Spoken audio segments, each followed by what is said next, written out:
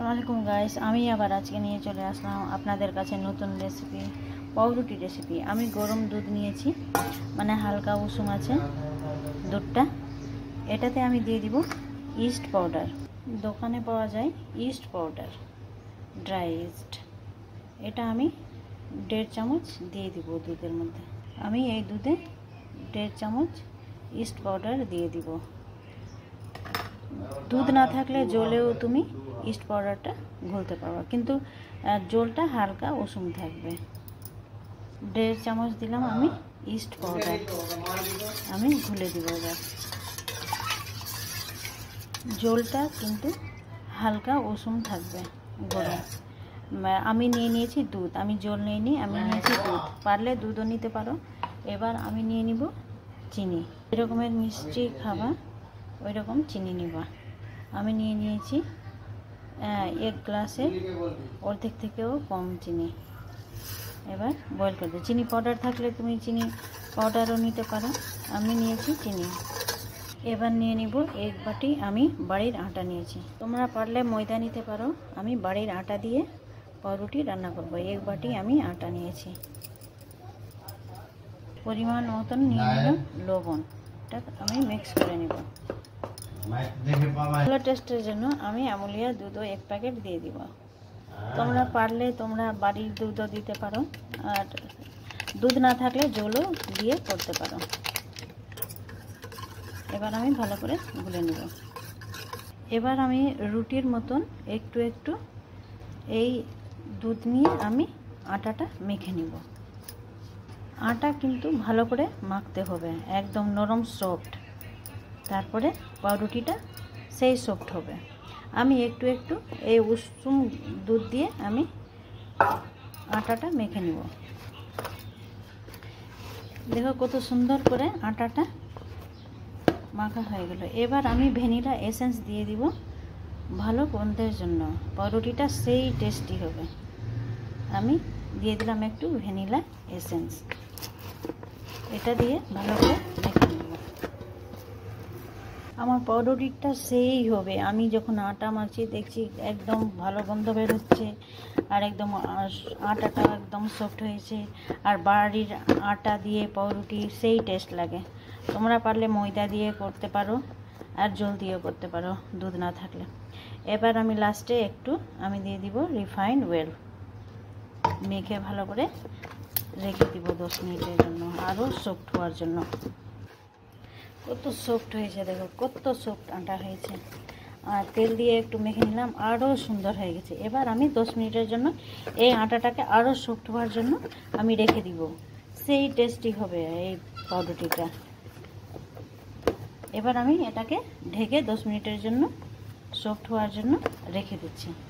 ঢেকে রেখে দিলাম। এবার আমি যেটাতে করব ওটা বাসনটা রেডি করব।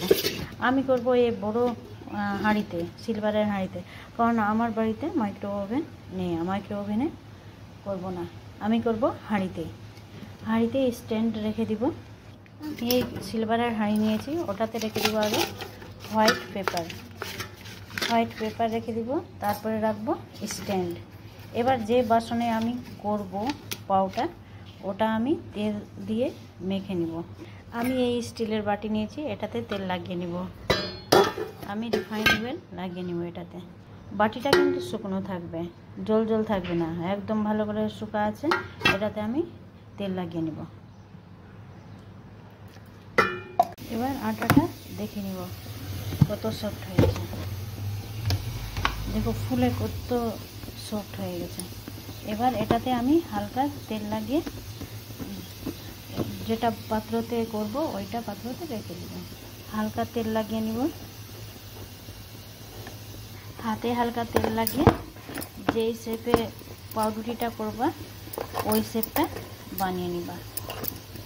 আমি করব একটু লম্বা লম্বা করে, লম্বা শেপে। আটা তো দেখতেই পাচ্ছ কত সফট হয়েছে, কত নরম হয়েছে।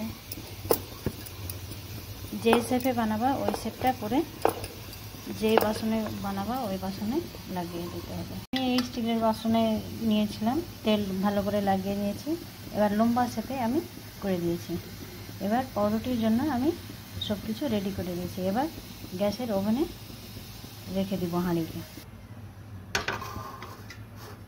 এবার আমি ঢাকনা দিয়ে হাঁড়িটাকে ঢেকে দিলাম।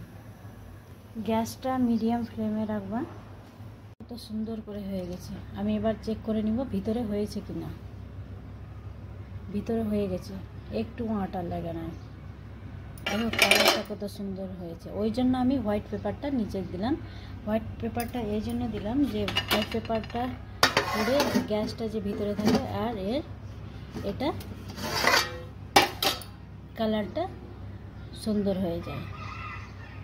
এবার আমি গ্যাসটা অফ করে দিব। কত সুন্দর পাউটা হয়েছে।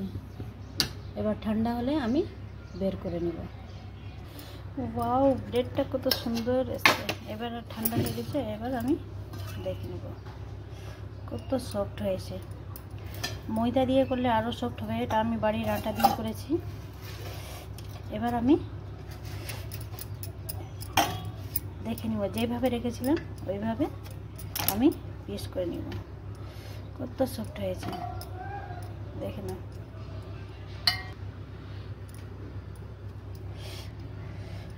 এটা আমার ছেলের জন্য করেছি, এই বাটিতে করেছি, বড় দেখে করেছি। এটাও খাবে। ও বলেছিল যে আমি একটা বড় দেখে খাবো পাউটা, ওর জন্য আলাদা করলাম। এবার পাউকে আমি পিস করে নেব।